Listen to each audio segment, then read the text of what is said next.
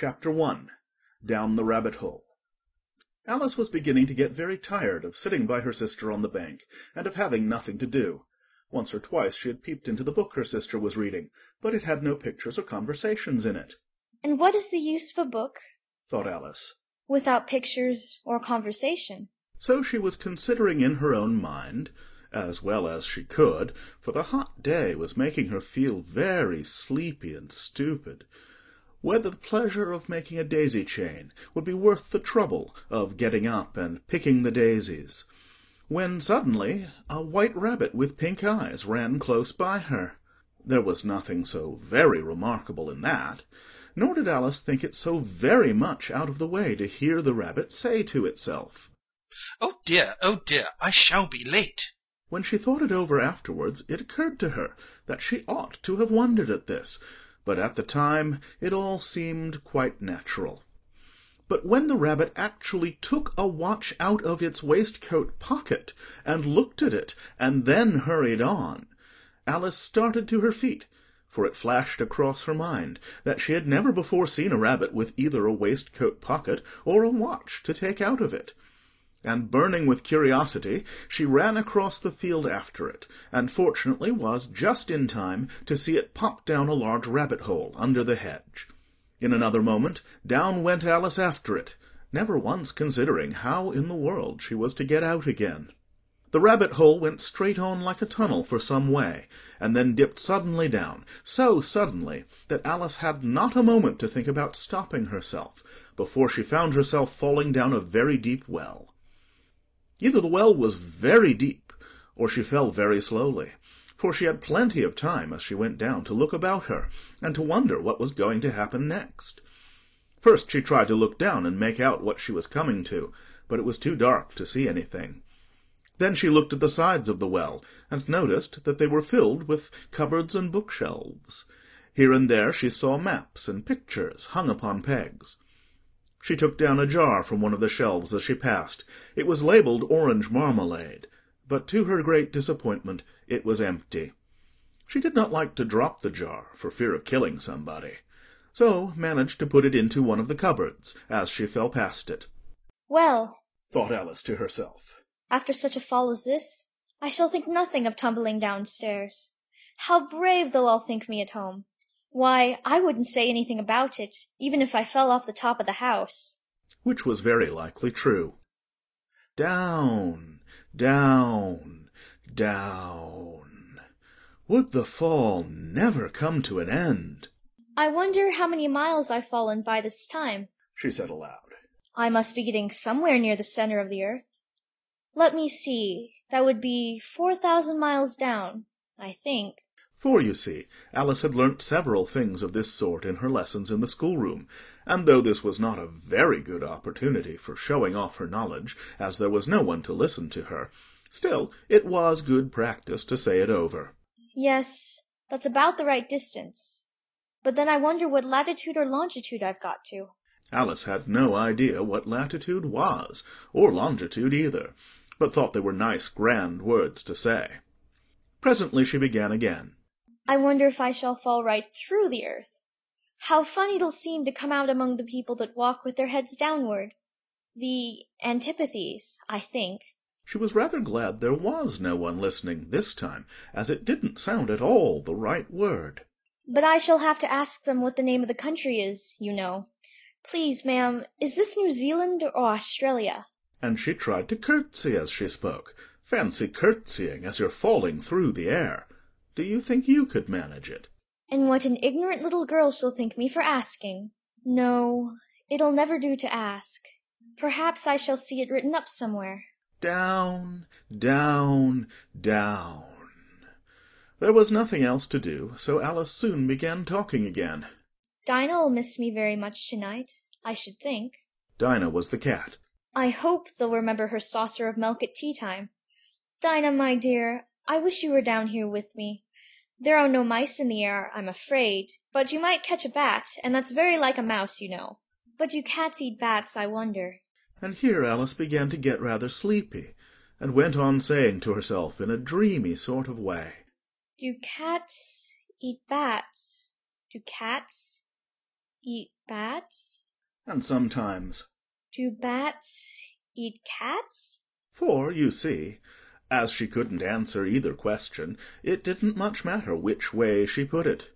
She felt that she was dozing off, and had just begun to dream that she was walking hand in hand with Dinah, and saying to her very earnestly, Now, Dinah, tell me the truth. Did you ever eat a bat? when suddenly thump, thump, down she came upon a heap of sticks and dry leaves, and the fall was over. Alice was not a bit hurt, and she jumped up onto her feet in a moment. She looked up, but it was all dark overhead. Before her was another long passage, and the White Rabbit was still in sight, hurrying down it. There was not a moment to be lost. Away went Alice like the wind, and was just in time to hear it say, as it turned a corner, Oh, my ears and whiskers! How late it's getting! She was close behind it when she turned the corner, but the rabbit was no longer to be seen. She found herself in a long, low hall, which was lit up by a row of lamps hanging from the roof. There were doors all round the hall, but they were all locked, and when Alice had been all the way down one side and up the other, trying every door, she walked sadly down the middle, wondering how she was ever to get out again. Suddenly she came upon a little three-legged table, all made of solid glass. There was nothing on it except a tiny golden key, and Alice's first thought was that it might belong to one of the doors of the hall. But alas! Either the locks were too large, or the key was too small, but at any rate it would not open any of them. However, on the second time round she came upon a low curtain she had not noticed before, and behind it was a little door, about 15 inches high. She tried the little golden key in the lock, and to her great delight it fitted. Alice opened the door and found that it led into a small passage, not much larger than a rat-hole. She knelt down and looked along the passage into the loveliest garden you ever saw. How she longed to get out of that dark hall, and wander about among those beds of bright flowers and those cool fountains.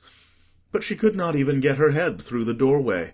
And even if my head would go through, Thought poor Alice, it would be of very little use without my shoulders. Oh, how I wish I could shut up like a telescope. I think I could, if I only know how to begin. for, you see, so many out-of-the-way things had happened lately that Alice had begun to think that very few things indeed were really impossible.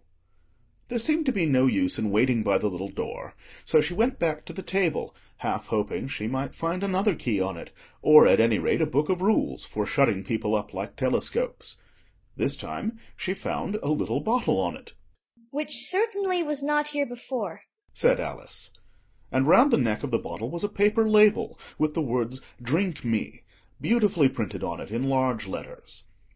It was all very well to say "Drink me," but the wise little Alice was not going to do that in a hurry. No, I'll look first, she said, and see whether it's marked poison or not. For she had read several nice little histories about children who had got burnt and eaten up by wild beasts and other unpleasant things, all because they would not remember the simple rules their friends had taught them, such as that a red-hot poker will burn you if you hold it too long, and that if you cut your finger very deeply with a knife it usually bleeds, and she had never forgotten that, if you drink much from a bottle marked poison, it is almost certain to disagree with you sooner or later. However, this bottle was not marked poison, so Alice ventured to taste it, and finding it very nice, it had in fact a sort of mixed flavour of cherry tart, custard, pineapple, roast turkey, toffee, and hot buttered toast. She very soon finished it off. What a curious feeling, said Alice. I must be shutting up like a telescope. And so it was indeed. She was now only 10 inches high, and her face brightened up at the thought that she was now the right size for going through the little door into that lovely garden. First, however, she waited for a few minutes to see if she was going to shrink any further. She felt a little nervous about this. For it might end, you know, said Alice to herself, in my going out altogether, like a candle. I wonder what I should be like then. And she tried to fancy what the flame of a candle is like after the candle is blown out, for she could not remember ever having seen such a thing. After a while, finding that nothing more happened, she decided on going into the garden at once. But, alas for poor Alice! When she got to the door, she found she had forgotten the little golden key, and when she went back to the table for it, she found she could not possibly reach it. She could see it quite plainly through the glass, and she tried her best to climb up one of the legs of the table, but it was too slippery, and when she had tired herself out with trying, the poor little thing sat down and cried. Come, there's no use in crying like that, said Alice to herself rather sharply. I advise you to leave off this minute. She generally gave herself very good advice, though she very seldom followed it, and sometimes she scolded herself so severely as to bring tears into her eyes. And once she remembered trying to box her own ears for having cheated herself in a game of croquet she was playing against herself, for this curious child was very fond of pretending to be two people. But it's no use now, thought poor Alice, to pretend to be two people.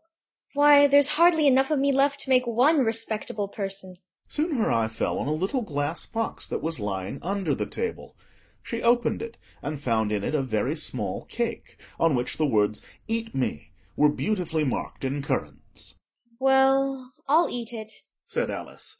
And if it makes me grow larger, I can reach the key, and if it makes me grow smaller, I can creep under the door. So either way, I'll get into the garden, and I don't care which happens. She ate a little bit and said anxiously to herself, Which way? Which way? holding her hand on the top of her head to feel which way it was growing, and she was quite surprised to find that she remained the same size. To be sure, this generally happens when one eats cake, but Alice had got so much into the way of expecting nothing but out-of-the-way things to happen, that it seemed quite dull and stupid for life to go on in the common way. So she set to work, and very soon finished off the cake. End of chapter 1.